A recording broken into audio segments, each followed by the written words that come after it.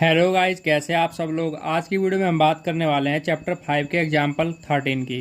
तो चलिए आइए देखते हैं क्वेश्चन में हमें क्या दिया हुआ है। How many terms of the AP.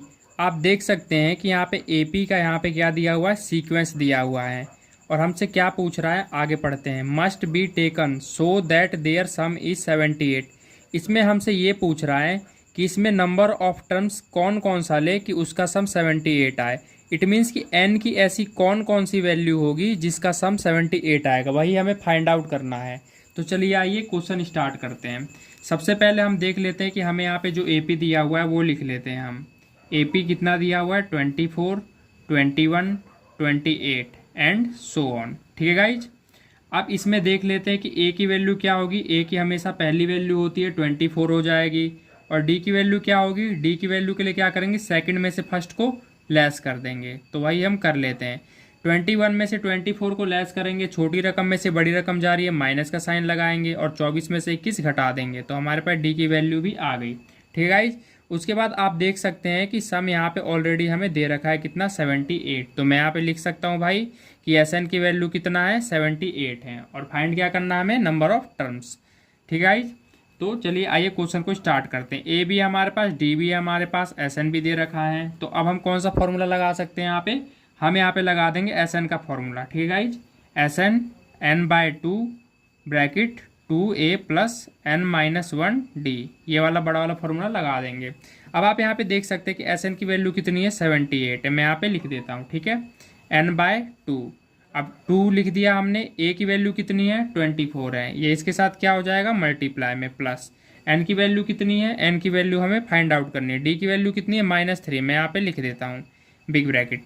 उसके बाद हम क्या करेंगे, जो 2 इधर आप देख सकते हैं राइट में डिवाइड में है n के साथ, जब मैं इसे लेफ्ट में भेजूंगा तो 78 के साथ क्या हो जाएगा, मल्टीप्लाई हो जाएगा। तो यहाँ पे कितना आ जाएगा, यहाँ पे मैं लिख देता हूँ 78 इंटू 2 इक्वल में कितना हो जाएगा यहाँ पे n।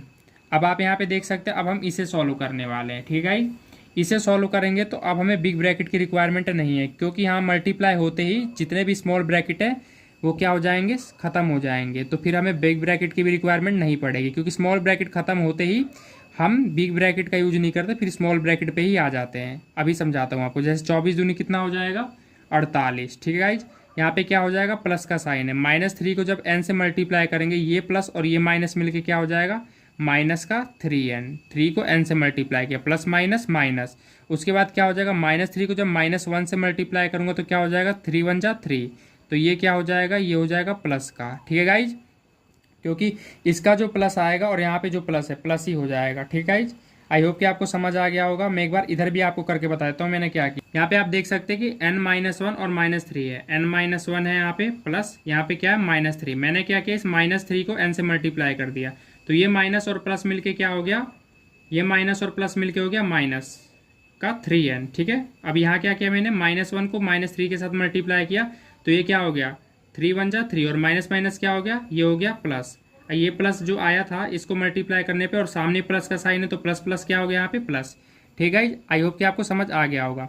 यहाँ तक हमने यहाँ पे कर दिया है। अब उसके बाद हम क्या करेंगे, 78 को 2 से मल्टीप्लाई करेंगे तो यहाँ पे कितना आ जाएगा, 156। अब उसके बाद हम क्या कर सकते हैं, आप यहाँ पे ध्यान से देखिए।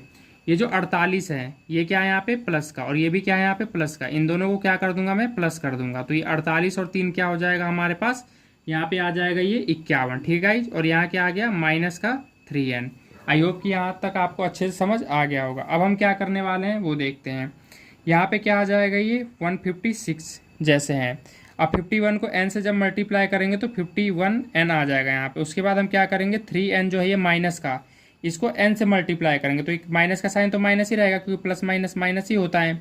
अब 3n को जब n से मल्टीप्लाई करेंगे हमारे पास आ जाएगा 3n²। अब हम क्या कर सकते हैं, जो राइट में जो हमारे पास वैल्यू है इसको मैं लेफ्ट में ले जाऊंगा। ठीक है।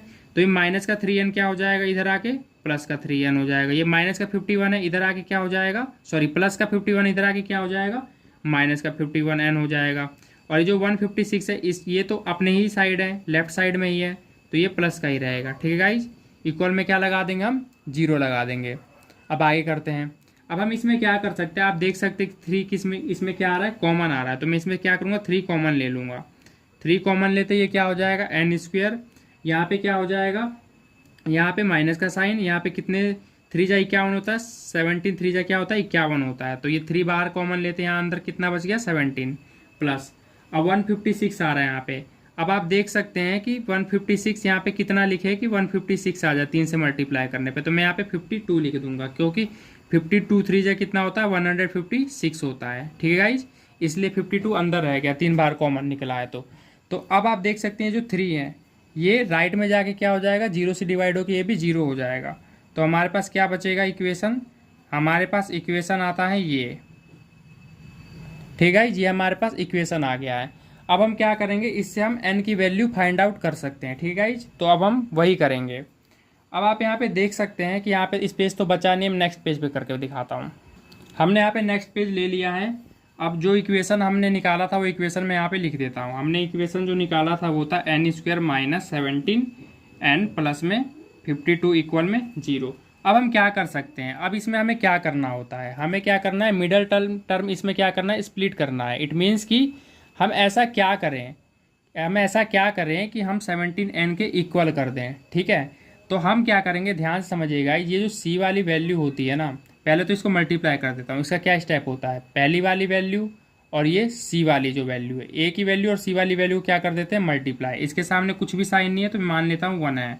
अब मैं क्या करूँगा, 51 को 1 से क्या करूँगा, मल्टीप्लाई। हमारे पास यहाँ पे आ गया 52। ठीक है, 52 को मल्टीप्लाई करेंगे 1 से तो हमारे पास कितना आ गया 52।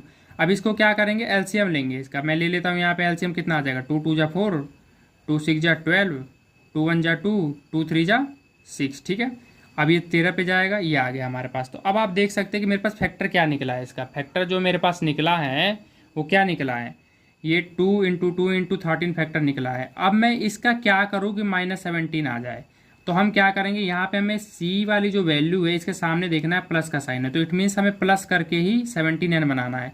तो यहाँ पे क्या फैक्टर बन रहा है, 2 2 जा 4 और ये 13, तो 13 + 4 क्या कर सकते हैं हम, 17n कर सकते हैं। मैंने प्लस ही क्यों किया, क्योंकि c के सामने प्लस का साइन है। पहला स्टेप क्या होता है, a को c से मल्टीप्लाई करेंगे, एलसीएम लेंगे, फिर जो भी फैक्टर आएगा हमारा c के सामने देखेंगे कौन सा साइन है, प्लस का साइन है, तो इन फैक्टरों को प्लस करके हमें 17n बनाना है। तो मैं बना लेता हूँ n²। ठीक है, कोई दिक्कत नहीं। माइनस का साइन यहाँ पे माइनस लिख लेते हैं, और यहाँ पे हम क्या करेंगे, हम देख रहे हैं कि 13n प्लस में 4n करके हम 17n बना सकते हैं। उसके बाद आ जाएगा 52 इक्वल में क्या आ जाएगा यहाँ पे 0। अब हम क्या करेंगे, ब्रैकेट को सॉल्व करेंगे, 13n है, इसको माइनस से मल्टीप्लाई करेंगे, 13n हो जाएगा, प्लस माइनस क्या हो जाएगा, माइनस हो जाएगा। तो यहाँ पे भी कितना आ गया, 4n आ गया, प्लस में कितना आ गया 52 इक्वल में 0 आ गया। अब मैं क्या कर सकता हूँ, इसमें से कॉमन ले लेता हूँ। कॉमन कैसे लेते हैं गाइज, ये सबसे अजीब कॉन्सेप्ट है। देखिए, कॉमन लेना आपको सिखाता हूँ, ये आपको रफ वर्क में करना है। ये जो एक स्टेप बताऊंगे रफ वर्क में कर सकते हैं। जैसे कि n² है यहाँ पे, तो मैं n × n लिख लेता हूँ। यहाँ पे 13n है तो मैं इसको 13 × n लिख लेता हूँ। अब आप देखेंगे कि दोनों में कौन सी वैल्यू है, n इसमें भी है n इसमें भी है, तो हम n ही कॉमन लेंगे। ठीक है गाइज, और बचा क्या है यहाँ पे n, जो बचेगा हम लिख देंगे, साइन कौन सी है, माइनस, यहाँ क्या आ गया 13। तो ऐसे लिया जाता है कॉमन। ठीक है गाइज, अब यहाँ पे देखते हैं इसमें कॉमन कैसे लेंगे। यहाँ पे कितना है मेरे पास भाई, 4 है, यहाँ पे कितना है n है। ठीक है गाइज, यहाँ पे कितना है, यहाँ पे 13 × में 4 क्या हो जाता है, 52 हो जाता है। ठीक है, तो अब आप इसमें से देखिए कि कौन सा कॉमन है, 4 इसमें भी है 4 इसमें भी, तो भाई मैं 4 ही कॉमन ले लूँगा यहाँ पे। ठीक है, और n वाली वैल्यू अंदर लिख दूंगा। तो अब आप यहाँ पे देख सकते हैं कि यहाँ क्या है, माइनस है, तो मैं यहाँ पे क्या लिखूंगा, यहाँ पे माइनस यहाँ पे लिख सकता हूँ। ठीक है, अब 4 कॉमन लेंगे तो मैं 4 यहाँ पे कॉमन ले लेता हूँ। अब 4 कॉमन लेते ही देखिए क्या हो रहा है, यहाँ पे -4 कॉमन ले रहा हूँ। यहाँ पे कितना बचा, हमारे पास n बचा। ठीक है, एक बात का ध्यान रखना, जब भी माइनस हम कॉमन लेते हैं तो अंदर का जो साइन होता है वो चेंज हो जाता है। अगर प्लस लेते हैं तो सेम साइन रहता है, माइनस कॉमन ले रहे हैं बाहर तो प्लस वाली साइन भी क्या हो जाएगी, साइन बदल के माइनस हो जाएगी। ठीक है, अब यहाँ क्या बचा है, n हो गया, साइन मैंने माइनस लगा दिया, कारण मैंने बता दिया क्योंकि माइनस कॉमन ले रहे हैं। उसके बाद बचा क्या है, यहाँ पे 13 बचा, मैंने यहाँ पे 13 भी लिख दिया, इक्वल में क्या होगा 0। ये वाला जो स्टेप है ना, ये मैंने आपको रफ वर्क में बताया है। ठीक है, इसे क्वेश्चन आंसर करते समय नहीं लिखना है। ठीक है, अब आगे चलते हैं। अब यहाँ पे हमारे पास 2 जीरोज मिल रहे हैं, ये डबल है तो इसको मैं एक बार लिख देता हूँ, n - 13, ये n - 4 इसको एक बार लिख देता हूँ, कोई दिक्कत नहीं है गाइज। अब इन दोनों को सेपरेट कर लेते हैं, इसको इधर भी सेपरेट कर लेते हैं, इसको इधर भी सेपरेट कर लेते हैं। ठीक है, कोई दिक्कत वाली बात नहीं है। n की वैल्यू कितनी आ गई, 13 आ गई। इधर n की वैल्यू कितनी आ गई, 4 आ गई। माइनस का था, मैं राइट में ले गया, प्लस का हो गया। अभी माइनस का था, राइट में ले गया, प्लस का हो गया। तो अब आप यहाँ पे देख सकते हैं n की कितनी वैल्यू निकली है, 2 वैल्यू निकली है। तो इट मीन्स मैं ये कह सकता हूँ कि अगर Sn में मैं यहाँ पे S13 रख के वैल्यू सॉल्व करता हूँ और यहाँ पे Sn में S4 रख के वैल्यू सॉल्व करता हूँ, तो इन दोनों की वैल्यू कितनी आ जाएगी, 78 आ जाएगी। क्वेश्चन में हमें ये निकालने के लिए तो नहीं बोला है गाइज, बेशक आप निकाल के चेक कर सकते हैं। तो यहाँ क्वेश्चन हो जाता है हमारा कंप्लीट। आई होप कि इस क्वेश्चन से रिलेटेड आपको कोई भी दिक्कत नहीं हुई होगी, कोई भी परेशानी नहीं हुई होगी। क्वेश्चन आपको अच्छे से समझ आया होगा गाइज। मैं क्वेश्चन को धीरे इसलिए करवाता हूँ ताकि आप लोगों को अच्छे से समझ आ जाए, ठीक है गाइज। तो आपको वीडियो अच्छी लगी गाइज तो वीडियो को लाइक करें, शेयर करें और इसी तरह की वीडियो देखने के लिए हमारे चैनल सब्सक्राइब जरूर कर लें। धन्यवाद।